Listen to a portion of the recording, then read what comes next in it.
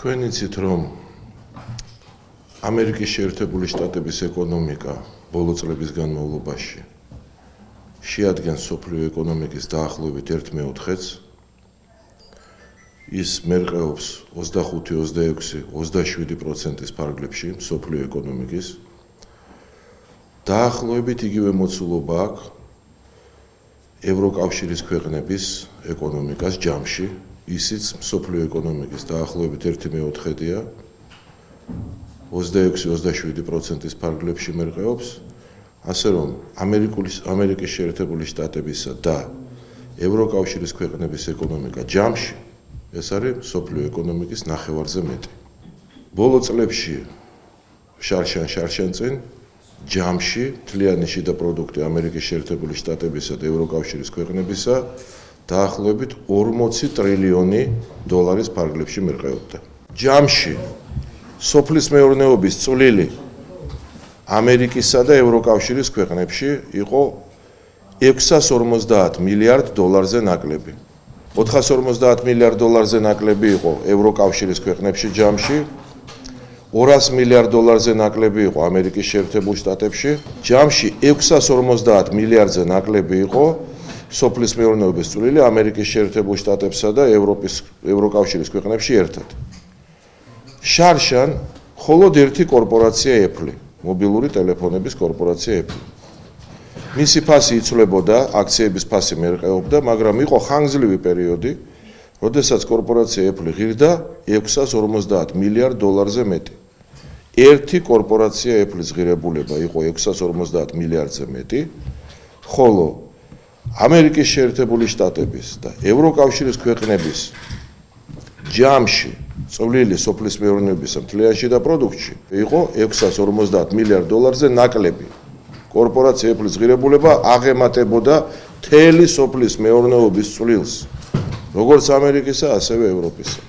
ხედავენ რა ამას მოწინავე ქვეყნები, მათი მიზანი არ არის უცხოური ინვესტიციების მოზიდვა სოფლის მეურნეობაში. უცხოურ ინვესტიციებს ისინი იზიდავენ მეცნიერება-ტევადი ტექნოლოგიების სფეროში, პოსტინდუსტრიულ ციფრულ ეკონომიკაში და არა სოფლის მეურნეობაში. სოფლის მეურნეობა მოწინავე ქვეყნებში არის მუდმივი უწყვეტი დოტაციის სფერო.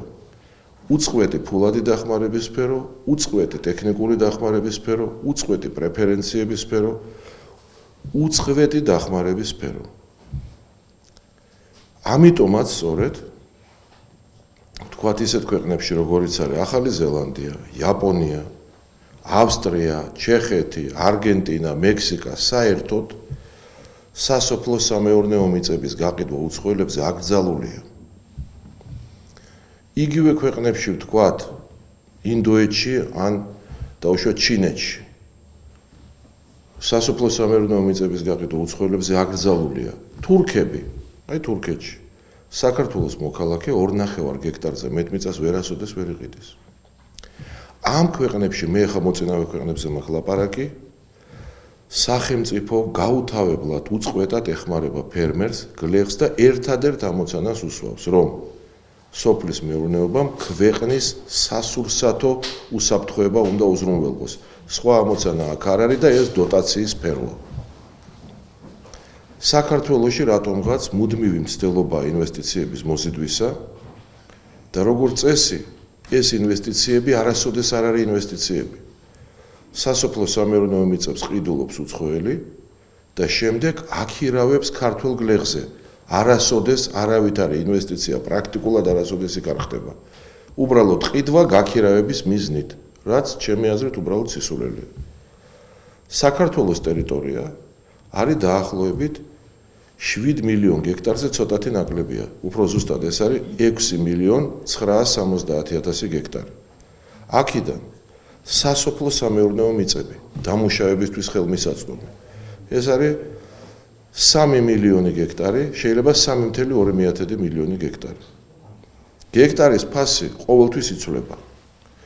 თუ არის ძალიან დაბალი ხარისხის მიწა, არის მძიმე კლიმატური პირობების ადგილი, იქ გექტარი ღირს 300 ლარი. ეს არის სახელმწიფოს მიერ დადგენილი ოფიციალური ყველაზე დაბალი ფასი. 300 ლარი. უბრალოდ გასაოცრად დაბალი ფასია. მაგრამ იქ სადაც ნოყიერია მიწა, კარგი კლიმატური პირობებია, იქაც კი ყველაზე ძვირი კომერციული ფასი ვთქვა შარშან სასოფლო-სამეურნეო მიწების იყო $8,000. ყოველწლიურად ჯამური ფასი ცხადია იცვლება, მაგრამ ჯამური ფასი აი ამ 3 მილიონი გექტარისა, გნებავთ 3,2 მილიონი გექტარისა, თქვა შარშან შეადგენდა $4.5 მილიარდ. $4.5 მილიარდ. ანუ ბატონ სოროს შეუძლია საქართველოს მთელი სასოფლო-სამეურნეო მიწები იყიდოს ერთხელ, აბრამოვიჩს 4-ჯერ, ბრუნეის სულთანს დაახლოებით 10-ჯერ ან 15-ჯერ. ამიტომ ჩვენ ყოველთვის ვამბობთ, რომ სასოფლო-სამეურნეო მიწები არ უნდა გაიყიდოს უცხოელებს, არც უცხოურ კომპანიებს. ეს უნდა იყოს სახელმწიფოს მხრიდან მუდმივი, უწყვეტი დოტაციის სფერო, რომ ქართველმა გლეხმა და ფერმერმა უზრუნველყოს საქართველოს სასოფლო უსაფრთხოება. ასეთი ინიციატივა ჩვენ წარუდგინეთ საკონსტიტუციო საკითხების კომისიას. ვიცით, რომ საზოგადოებაში და ხელისუფლებას, რაც მთავარია, აქვს განსხვავებული პოზიცია სამწუხაროდ, ამიტომ არის მეორე გზა. თუ უცხოელი ყიდულობს მიწას, სასოფლო-სამეურნეო მიწას, ყოველ გექტარზე დადგენილი იქნას ინვესტიცია $1 მილიონი ოდენობით, რომელიც 1 წლის განმავლობაში უნდა იქნას ამ მიწაში ინვესტირებული და ამ თანხის ნახევარი წინასწარ უნდა დაიდოს დეპოზიტზე. თუ უცხოელი ინვესტორი ამ ფულს არ ჩადებს მიწაში, მაშინ მან ის დეპოზიტიც უნდა დაკარგოს და ის მიწაც.